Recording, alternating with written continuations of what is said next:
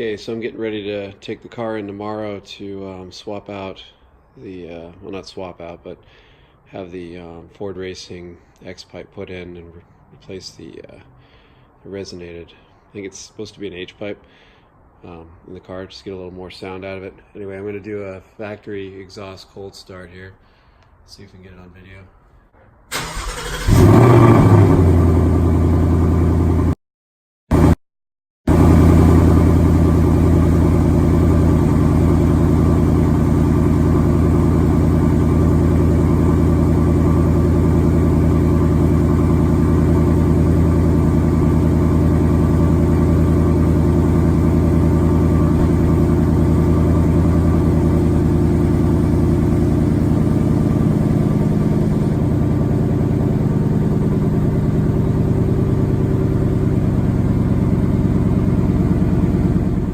So I've let the car warm up a little bit, and I'm going to go ahead and capture a couple revs now that it's warm enough.